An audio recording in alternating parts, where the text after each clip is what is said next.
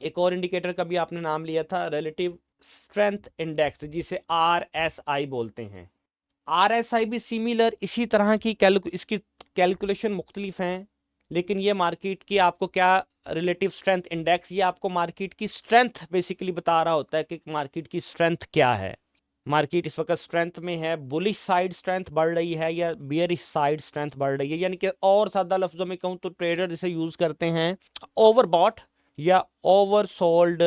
अपनी conditions, market के oversold या ओवरबॉट सिनेरियोज को आइडेंटिफाई करने के लिए बिलीव ये करते हैं ट्रेडर्स कि जब 70 से अबव हो वैल्यू, ये जो लाइन है ना, ये आपको, ये दो लाइंस आपको नजर आ रही हैं, मैं अगर आपको स्क्रीनशॉट में दिखाऊं, ये देखें, ये इसमें भी RSI लेंथ है।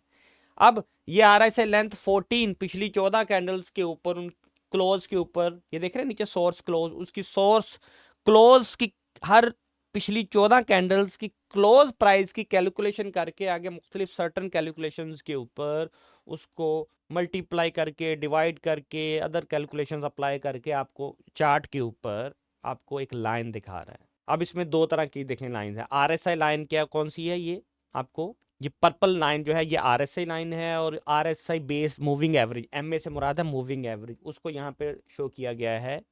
येलो कलर में। चले मैं यहाँ से मूविंग एवरेज हटाता हूँ, इसको वाइट कलर में मैं करता हूँ। अब आपको दिखाता हूँ कि ट्रेडर्स का ये बिलीव है, इसमें दो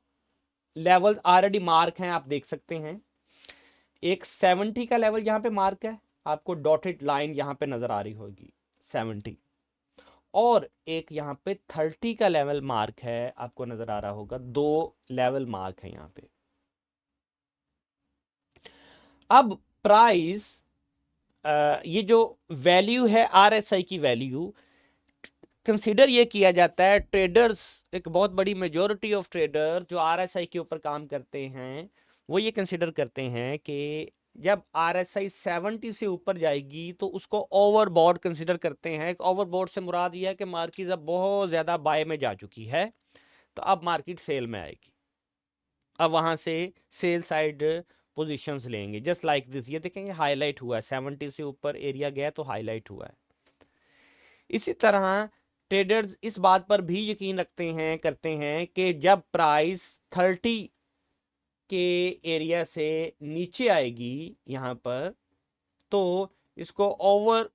सोल्ड एरिया कहा जाएगा, कंसीडर करते हैं कि उसके बाद मार्केट बाय में जाएगी। तो ये देख रहे हैं मार्केट, इस वैल्यू देखें RSI की, अगर मैं आपको थोड़ा सा जूम आउट करके दिखाऊं तो ये ऑसिलेट कर रही हैं ऑलमोस्ट, ये 30